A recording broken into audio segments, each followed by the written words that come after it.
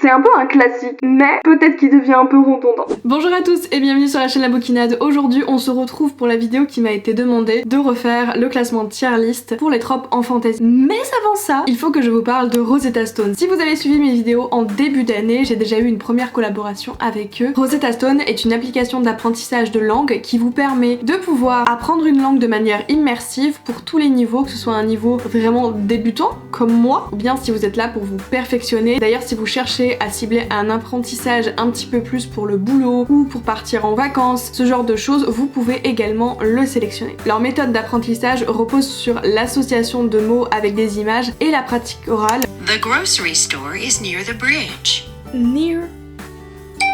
The grocery store is near the bridge. Sans utiliser la traduction pour mieux retenir. Je suis ces cours du coup depuis le début d'année et jusqu'à présent je n'ai rien à redire. Je vois que je progresse progressivement, step by step. Bientôt je vais lire le nouveau Les Bardugo en VO. Je remarque par contre une nette différence quand je mets les séries en VO. J'enlève pas encore les sous-titres français, mais je suis beaucoup moins accrochée au texte parce qu'il y a beaucoup de mots que je commence à reconnaître sans forcément avoir besoin de lire du coup la traduction. Pour les têtes en l'air comme moi, vous pouvez activer des rappels selon la fréquence où vous avez envie de vous exercer. C'est des leçons quotidiennes d'environ 10 minutes et cette fois-ci l'équipe Rosetta Stone vous propose leur nouvelle offre. En passant par mon lien en description, vous pouvez profiter d'une réduction de plus de 60% sur leur nouvel abonnement. Il s'agit du coup de l'abonnement Lifetime, c'est un abonnement à vie qui vous donne accès à la langue de votre choix pour 99 € et vous devez payer qu'une seule fois. Je vous laisse checker tout ça en barre de description et nous on retourne à ces fameuses listes.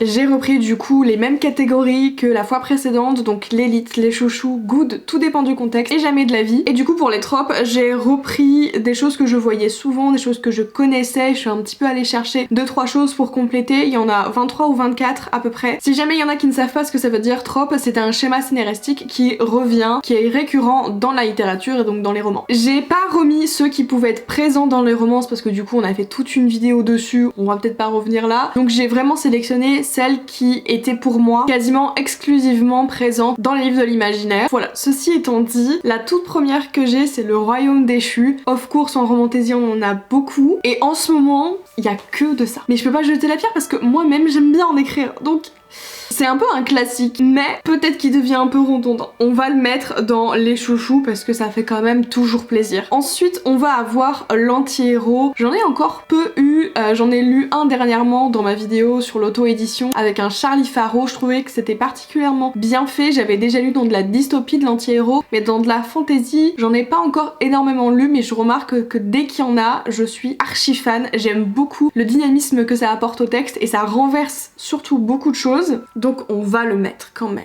dans l'élite parce que c'est très rare que je ne l'aime pas. L'arc de rédemption. Alors, il est sympa, il est impatient, il est sympa, je sais pas trop. Dans Grisha, on l'a pour plusieurs personnages et c'est pas forcément le truc qui m'a fait le plus kiffer dans l'histoire, c'est pas ce que j'ai retenu. On va dire que ça dépend quand même du contexte. Je suis pas hyper friande, mais si c'est bien fait, c'est quand même appréciable. La bataille épique. Alors la bataille épique, c'est vraiment à double tranchant parce que tu t'attends vraiment à avoir un truc énorme, à avoir vraiment the bataille. Ils sont en train de s'entretuer pendant 1000 ans. Et si on te promet ça dès le début du texte, tu t'attends à avoir un truc masse. Et si je me retrouve avec une petite scène qui dure 1 ou 2 paragraphes, je reste un petit peu sur ma faim. Donc, où le mettre? Par exemple dans la saga d'Oren, là il y a plusieurs grandes batailles et c'est long, donc t'as le temps de bien comprendre etc.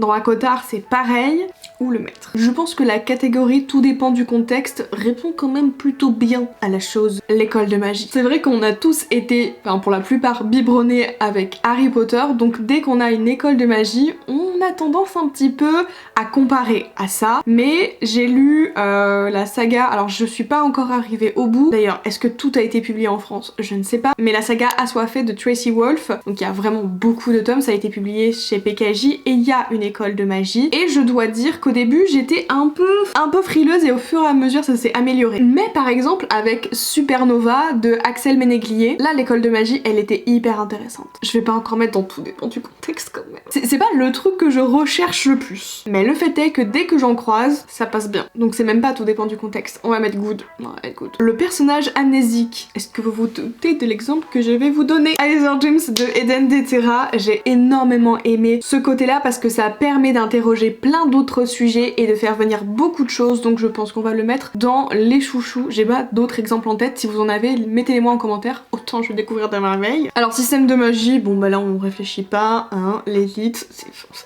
ça me paraît assez logique, pas besoin de me justifier plus, je pense. Les enfants livrés à eux-mêmes. C'est pas ce que je préfère le plus, parce que des fois ça paraît pas assez réaliste. Je regarde la bibliothèque pour trouver un exemple. On a les sœurs Wickwood, les deux sœurs, ça a été publié récemment. Autant la grande sœur ok, autant la plus petite des fois. Bon, enfin, parce qu'il y a d'autres personnages qui viennent aussi, donc elles sont jamais vraiment très seules. Ah, il y a aussi la saga Outremonde de notre monsieur Maxime Chatham. Où peut-on mettre ça? La saga Outremonde, si certains ne connaissent pas, c'est... Au début, on démarre avec deux enfants qui vont faire face à une très grosse tempête et du jour au lendemain, plus aucun adulte est sur la Terre et ils vont essayer tous les deux de se rapatrier, entre guillemets, sur une île pour retrouver d'autres enfants et comprendre un petit peu ce qui se passe et quels sont ces phénomènes surnaturels qui se produisent, etc. Pourquoi il n'y a plus aucun adulte. Bon, on va mettre donc good. Je pense que j'ai pas assez d'exemples pour celui-là, pour vraiment savoir ce que je préfère. L'antagoniste devient un allié. C'est un petit peu l'arc de rédemption, mais j'ai quand même voulu le mettre. Il y a un peu ça dans The Mortal Instruments, peu importe si c'est la saga principale ou les origines, il y a eu quand même pas mal de fois des personnages qui ont été un peu présentés comme antagonistes et qui ensuite ont bifurqué autrement. Quoi mettre ou mettre, je ne sais point. Alors j'ai mis dans les chouchous, mais je sais pas pourquoi. C'est peut-être un signe que j'ai envie d'en lire. Le prix à payer, ça va très souvent avec le système de magie et ça j'aime bien. Ça rend le texte très trash. T'es sûr que tes personnages ils vont passer à la broche. C'est un peu triste, mais j'aime bien être triste je crois. Ensuite, le fameux héros orphelin. Harry, non pour le coup, il y en a de partout de ça et ça marche généralement très très bien. Allez, toi tu es ici. Vérité cachée ou héritage. Il y a aussi ça dans Grisha. Est-ce que j'ai envie de me relire les livres en ce moment? Peut-être. Généralement quand même. C'est bien fait. On va le mettre dans l'élite. Ça ne va pas là, il y en a beaucoup trop dans l'élite en fait. La quête. Alors, la quête, on a ça dans la passeuse de mots et c'est l'une des rares fois où j'étais en mode j'aime bien. Parce que je pense qu'il y avait assez de personnages hauts en couleur pour me faire un petit peu oublier cette trope qui généralement m'agace. Nous allons mettre dans tout dépend du contexte. Je suis une personne très dure. Le bien contre le mal. Je t'en pose des questions. Des fois c'est un peu redondant et surtout il y a du gris. On l'oublie vite lui. On va mettre dans good. Je dirais pas que c'est tout dépend du contexte parce que c'est généralement quand même quelque chose d'assez bien fait cette trope là. Mais on n'est pas sur un truc où j'adore. Après on a le monde manichéen. J'aurais pu le considérer être dans le bien ou le mal. J'ai préféré le dissocier parce que je trouve qu'il y a quand même des différences. Le bien contre le mal c'est beaucoup plus précis.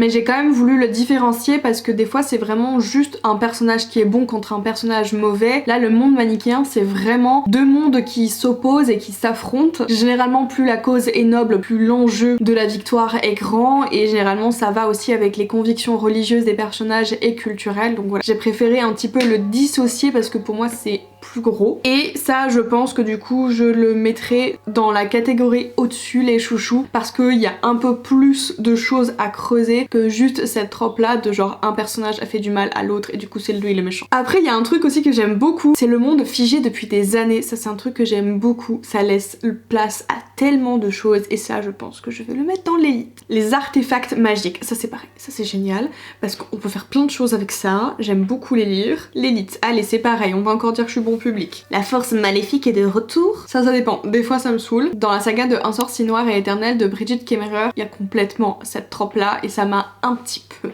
saoulée. C'était redondant et c'était presque trop facile qu'il y ait ça. Donc je vais mettre dans tout dépend du contexte. On remarque qu'il y a aucune fois jamais de la vie. La figure du mentor. Ça dépend. C'est compliqué. Des fois ça m'agace parce qu'on a vraiment l'impression que c'est un parent qui vient se greffer et le personnage parfois ne le voit jamais comme tel. Je suis en mode un peu de reconnaissance. On va mettre tout dépend du contexte. J'aurais pu mettre jamais de la vie, mais je peux pas dire que j'ai jamais été conquise par cette trope.